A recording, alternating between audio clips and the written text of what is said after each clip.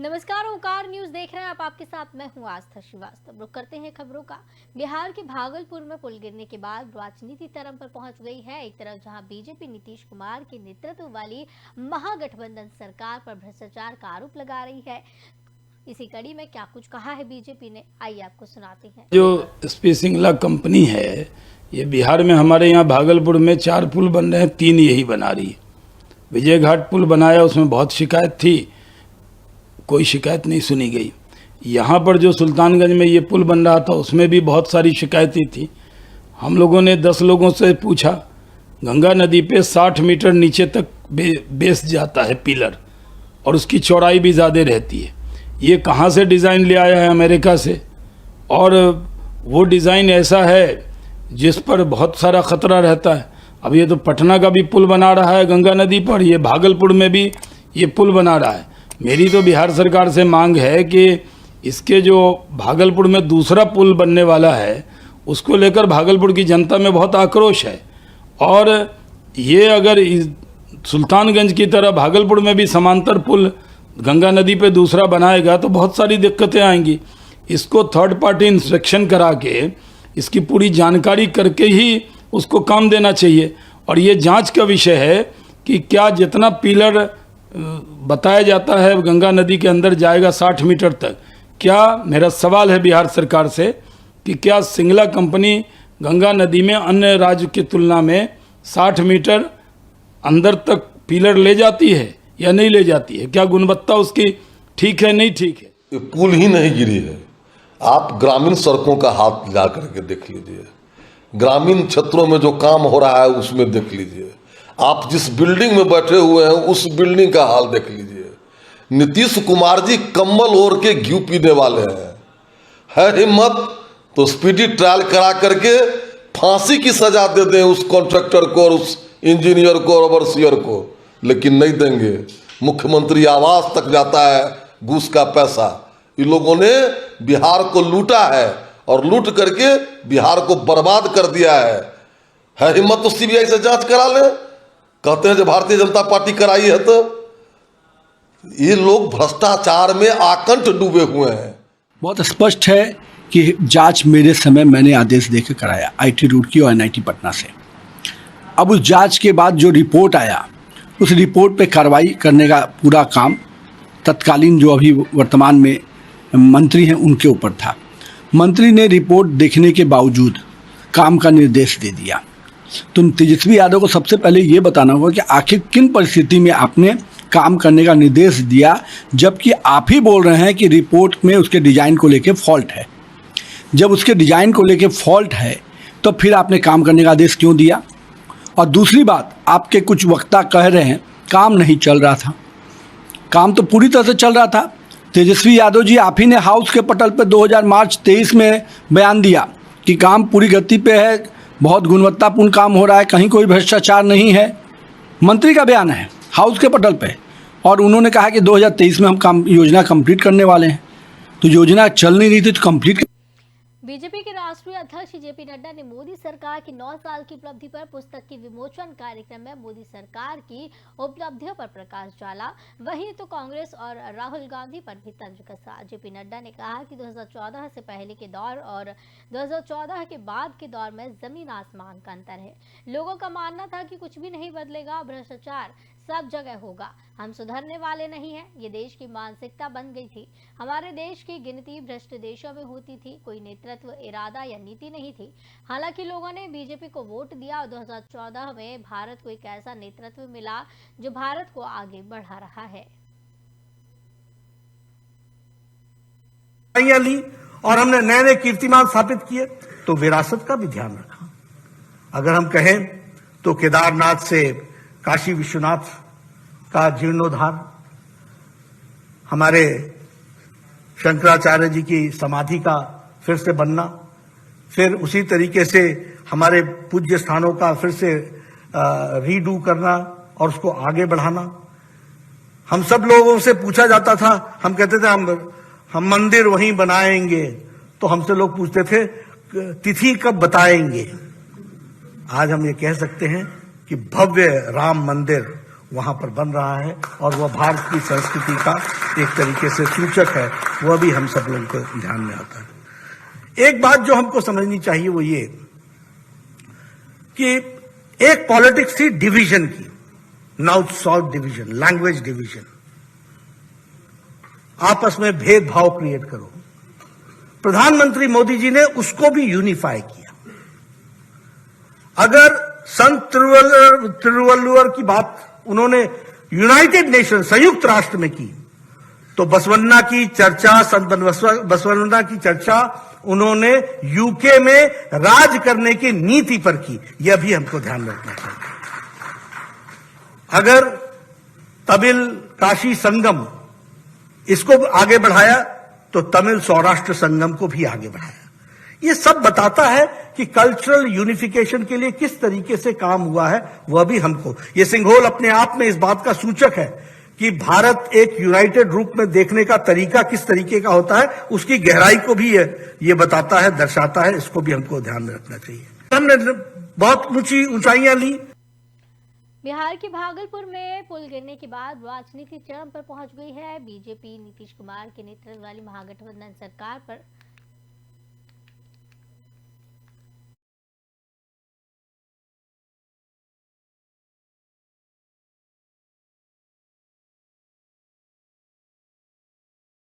BJP Nitish Kumar के नेतृत्व वाली महागठबंधन सरकार पर भ्रष्टाचार का आरोप लगा रही है, तो वहीं अब लालू यादव के बेटे और वन पर्यावरण मंत्री तेज प्रताप यादव ने पलटवार किया।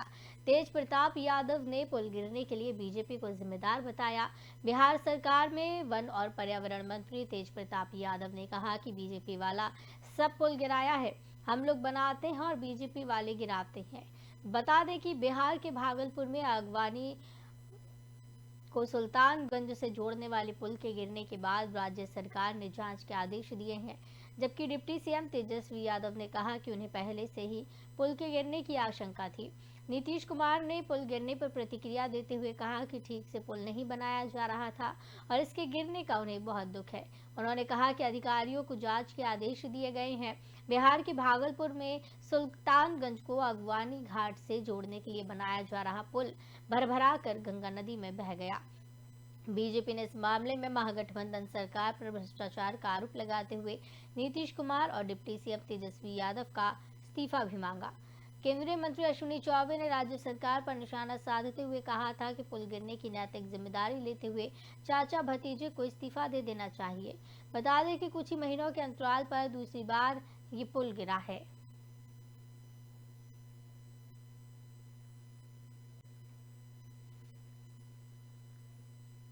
भारत में बने हैवीवेट टॉर्पीडो की मंगलवार को कोच्चि में सफलतापूर्वक टेस्टिंग कर ली गई है। टॉर्पीडो ने पानी के अंदर चलते हुए सीधे टारगेट को हिट किया। इंडियन नेवी ने कहा यह भारतीय नौसेना और डीआरडीओ की अंडर वाटर डोमेन में बेहतरीन हथियार बनाने का एक मील का पत्थर है। इंडियन नेवी के पास पहले से ही एक हैवीवेट टॉर्पीडो वरुणास्त्र है, जिसकी 2022 में टेस्टिंग की गई थी। इसे डीआरडीओ ने तैयार किया है। वरुणास्त्र दुनिया का इकलौता टॉर्पीडो है जो जीपीएस बेस्ड है। इसका वजन 1500 किलो है और ये 7-8 मीटर लंबा है। वरुणास्त्र 400 मीटर गहराई में जाकर टारगेट हिट कर सकता है। इसकी अधिकतम गति 74 किलोमीटर प्रति घंटे है। टॉर्पीडो को शिप और सबमरीन दोनों से लॉन्च किया जा सकता है। इंडियन नेवी ने टॉर्पीडो को सफल ट्रायल किया है।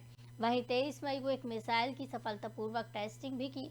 ये testing destroyer worship INS Mormugao से की गई। ये एक एडवाइज्ड मिसाइल है जिसने समंदर में तैरते टारगेट को नीचे उड़ते हुए हिट किया था। इसे सी स्कीमिंग भी कहा जाता है। सी स्कीमिंग उड़ान का एक तरीका है जिसमें कोई मिसाइल या एयरक्राफ्ट पानी की सरफेस के बहुत करीब उड़ता है। आमतौर पर 10 फीट से कम की ऊंचाई पर इस तकनीक का उपयोग सैन्य और नागरिक दोनों कामों के लिए किया जाता है।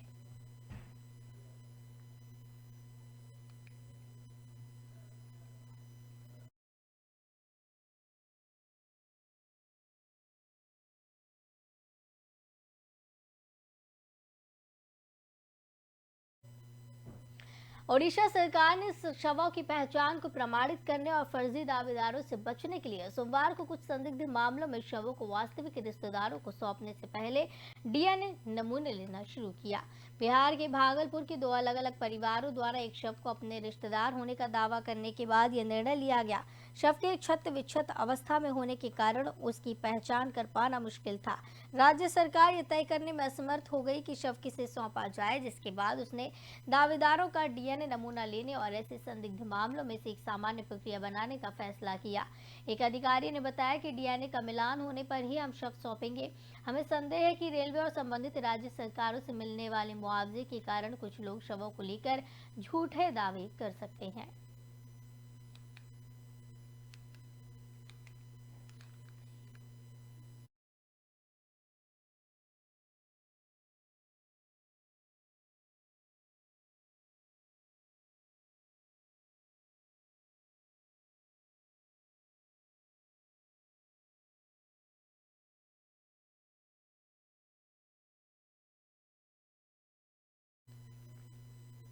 पंडित धीरेन्द्र कृष्ण शास्त्री के खिलाफ कलचुरी समाज ने प्रदर्शन तेज कर दिया है। कलचुरी समाज ने कथावाचक पंडित धीरेन्द्र कृष्ण शास्त्री पर अपने भगवान के अपमान का आरोप लगाया है। हयवंश के आराध्य देव भगवान राजराजेश्वर सहस्त्रार्जुन माने जाते हैं। समाज का कहना है कि अवध अपमानजनक धार्मिक भावना भड़काने वाले कथन पर बागेश्वर धाम सरकार के खिलाफ आपराधिक मामला दर्ज किया जाए, इसके लिए समाज के लोगों ने राजधानी भोपाल में मोर्चा खोल दिया है। कलचुरी समाज के लोगों ने राजधानी भोपाल में वाहन रैली के माध्यम से विरोध प्रदर्शन किया। वाहन रैली में दर्जन भर वाहनों ने भाग लिया। कलचुरी महासभा के वरिष्ठ उपाध्यक्ष डॉक्टर एलन मालवीय ने बताया, अगर शास्त्री ने सहस्त्र बाहु पर दिए टिप्पणी पर माफी नहीं मांगी तो उन पर एक एफआईआर दर्ज करवाई जाएगी और उन्हें जेल की हवा खिलाई जाएगी। किया दुराचार्य बोले, अत्याचार्य बोला, बलात्कार्य बोल दिया। यहाँ तक आप उस विषय में हम लोग रैली निकाल रहे हैं। यहाँ ये रैली कहाँ से कहाँ मांग रहे हैं या माफी मांगे वो। माफी मांगे वो कहाँ से कहाँ तक रैली है ये रैली है कि अपनी कमला पार्क तक कलचुरी भवन से किया दुराचार्य बोले। द केरल स्टोरी को लेकर देश भर में काफी सियासी बवाल मचा हुआ था। इस फिल्म को जहां विपक्षी दलों ने प्रोपेगेंडा फिल्म कहा, तो वहीं भारतीय जनता पार्टी के कई नेता फिल्म को अपना समर्थन देते नजर आए। इन्हीं में से एक थी बीजेपी सांसद साध्वी प्रज्ञा सिंह ठाकुर। इसी बीच एक चौंकाने वाली खबर है। दरअसल जिस 19 साल की युवती को प्रज्ञा सिंह ठाकुर ने फिल्म दिखाई थी, वो एक मुस्लिम युवक के साथ घर छोड़कर भाग गई। जिस युवक के साथ युवती भागी है उसका नाम यूसुफ बताया जा रहा है। कहा जा रहा है कि प्रज्ञा सिंह ठाकुर ने युवती को युवक से दूर रहने की सलाह दी थी, साथ ही उसे अपने साथ ले जाकर फिल्म दिखाई थी। युवती नर्सिंग की पढ़ाई करती है। घर वालों ने उसकी शादी भी तय कर दी थी। 30 मई को उसकी शादी होनी थी। पूरा मामला मध्य प्रदेश के भोपाल का है। युवती के परिजनों ने आरोप लगाया है कि यूसुफ ने झांसे में लेकर उसे भगाया है। भागते वक्त युवती अपने साथ घर से सारा कैश और आभूषण भी अपने साथ ले गई। वहीं युवती के घर से भागने की शिकायत परिजनों ने स्थानीय थाने में करवाई है। परिजनों का आरोप है कि यूसुफ आपराधिक प्रवृत्ति का है, इसलिए वो युवती को उसके पास जाने से मना कर रहे थे।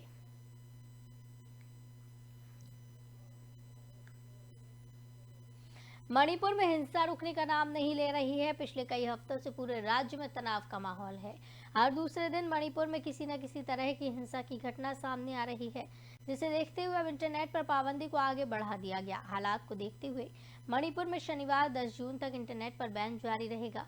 मणिपुर सरकार की तरफ से ये फैसला लिया गया है। इससे पहले हिंसा फैलने के बाद 3 मई को सबसे पहले इंटरनेट पर बैन लगाया गया था, जिसे अब आगे बढ़ाया गया है। इंटरनेट पर पाबंदी को लेकर मणिपुर सरकार की तरफ से एक आदेश जारी किया गया, जिसमें बताया गया कि 10 जून शाम 3 बजे तक इंटरनेट पर पाबंदी रहेगी। किसी भी हालात से निपटने के लिए पूरे मणिपुर और खास तौर पर हिंसा प्रभावित इलाकों में भारी सुरक्षा बल तैनात किया गया है। मणिपुर पुलिस के अलावा केंद्रीय सुरक्षा बलों की भी कई टुकड़ियां तैनात हैं। साथ ही राज्य सरकार की तरफ से उपद्रवियों के खिलाफ सख्त एक्शन लेने की छूट दी गई है। मणिपुर में सख्ती के बावजूद हिंसा रुकने का नाम नहीं ले रही। मणिपुर के इम्फाल पश्चिम जिले में 5 जून की सुबह हथियारबंद लोगों के 2 गुटों के बीच हुई गोलीबारी में 3 लोगों की मौत हो गई और 4 अन्य घायल हो गए। बताया गया है कि ये घटना जिले के कांगचुप इलाके में हुई। उन्होंने बताया कि घायलों को इम्फाल के एक अस्पताल में भर्ती करवाया गया, जहां उनकी हालत स्थिर बताई जा रही है। पुलिस ने बताया कि कांगचुप जिले के सेरू में 2 समूहों के बीच हुई गोलीबारी में 4 लोग घायल हुए। दरअसल ये पूरा विवाद 2 समुदायों के बीच है। मणिपुर का मैतेई समुदाय सबसे ज्यादा आबादी वाला समुदाय है, जिनकी ज्यादातर आबादी शहरों में है, तो वहीं कुकी और नगा समुदाय पहाड़ी क्षेत्रों में रहने वाले आदिवासी हैं। अपने हकों और अधिकारों को लेकर मैतेई और कुकी समुदाय में आपसी टकराव होता है। ये मामला तब ज्यादा बढ़ गया तब जब हाई कोर्ट की तरफ से मैतेई समुदाय को एसटी का दर्जा दिए जाने के निर्देश दिए गए। मई की शुरुआत से ही राज्य में जबरदस्त हिंसा भड़कने लगी, जिसमें अब तक करीब 70 लोगों की मौत हो चुकी है।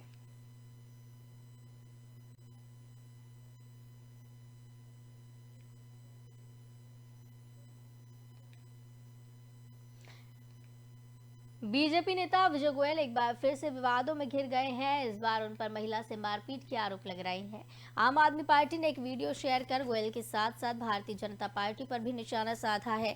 वहीं विजय गोयल ने इस वीडियो को झूठा करार दिया। गोयल ने कहा कि उन्होंने महिला को थप्पड़ नहीं मारा है, ये झूठा प्रोपेगेंडा है। दरअसल विजय गोयल का एक वीडियो वायरल हो रहा है, जिसमें वे आवारा कुत्तों पर चर्चा करते नजर आ रहे हैं। इस दौरान एक लड़की और एक लड़का उनका वीडियो रिकॉर्ड करने लगते हैं। चर्चा के दौरान किसी ने एक सवाल उठाया कि क्या स्ट्रीट डॉग को खाना नहीं खिलाना चाहिए। इस पर विजय गोयल ने जवाब दिया, मैंने ऐसा कब कहा? मैंने कहा कि ये जरूरी नहीं कि रेजिडेंट वेलफेयर एसोसिएशन इनको फीडिंग करवाए। इसके कुछ ही सेकंड बाद विजय गोयल गुस्से में उठे और वो वीडियो रिकॉर्ड कर रही महिला पर भड़क पड़े। विजय गोयल बोले, आर यू मोर स्मार्ट? जब मैं रिकॉर्ड कर रहा हूँ तो आप क्यों कर रही हो? इतने में वहां मौजूद लोगों ने कहा कि दूसरे लोग भी तो रिकॉर्डिंग कर रहे हैं, उन्हें ऐसा करने के लिए तो रोका नहीं। ये वीडियो 4 जून रविवार का बताया जा रहा है। वीडियो मॉडल टाउन इलाके का है। दोस्तों, सोशल मीडिया का किस तरह से दुरुपयोग किया जाता है इसका उदाहरण देखिए आप। कांग्रेस ने, आम आदमी पार्टी ने, आम आदमी पार्टी के मंत्री सौरभ भारद्वाज ने, किसी न्यू इंडिया ने, योगिता बेहना ने, इन्होंने एक वीडियो डाला मेरा यानी विजय गोयल का कि मैंने जो मॉडल टाउन के अंदर कुत्ते काटने की समस्या का क्या समाधान हो, इस पर जो मीटिंग हुई थी उसके अंदर एक महिला को थप्पड़ मारा और फोन छीन लिया। ये वीडियो उन्होंने पीछे से लिया ताकि पता ना चले कि भाई मैंने मारा भी या नहीं मारा, छीना या फोन नहीं छीना। किंतु मैं अब आपको दूसरा वीडियो दिखा रहा हूं जो फ्रंट से है, जिससे साफ ये पता चलता है कि मैं ये जो दंगा करने वाले बच्चे आए थे इनको बिठाकर बेटा बेटा कहकर बात कर रहा हूं और फिर ये मैं कह रहा हूं कि तुम मेरी बात सुनो, रिकॉर्डिंग मत करो। किसी को थप्पड़ नहीं मारा गया, किसी का फोन नहीं छीना गया, किंतु कुत्ता काटने की समस्या को लेकर जो आंदोलन चलाया है उसकी सफलता को लेकर ये लोग इतने घबरा गए हैं कि इस तरीके के झूठे आरोप लगा रहे हैं। दोस्तों, सोशल मीडिया का किस तरह से दुरुपयोग किया जाता है इसका उदाहरण देखिए आप। कांग्रेस ने, आम आदमी पार्टी ने, आम आदमी पार्टी के मंत्री सौरभ भारद्वाज ने, किसी न्यू इंडिया ने, योगिता बेहना ने, इन्होंने एक वीडियो डाला मेरा यानी विजय गोयल का। अतीक अहमद के शार्प शूटर और राजूपाल हत्याकांड के आरोपी अब्दुल कवी की 36 घंटे रिमांड के दौरान यूपी पुलिस को काफी अहम जानकारी मिली। इसके अलावा उसके बताए स्थान से अवैध असलहों का जखीरा बरामद हुआ। रिमांड अवधि पूरी होने के बाद पुलिस ने अब्दुल कवी को लखनऊ के जिला जेल में दाखिल कर दिया। सराय अकील थाना क्षेत्र के भखंदा उपरहार गांव के रहने वाले अब्दुल कवी माफिया अतीक अहमद का शार्प शूटर है। अब्दुल कवी का नाम राजूपाल हत्याकांड में सुर्खियों में आया था। आरोप लगने के बाद अब्दुल कवी पुलिस को 18 साल से चकमा देकर फरार चल रहा था, लेकिन उमेश पाल की हत्या होने पर पुलिस अब्दुल कवी की तलाश शिद्दत से करने लगी। अब्दुल कवी के ऊपर आरोप था कि उसने उमेश पाल हत्याकांड के आरोपियों को शरण दी। पुलिस ने शिकंजा कसते हुए अब्दुल कवी पर 1 लाख रुपए का इनाम घोषित कर दिया था। इसके अलावा घर पर छापेमारी के दौरान दीवारों से अवैध असलहे बरामद हुए। पुलिस लगातार शिकंजा कस रही थी।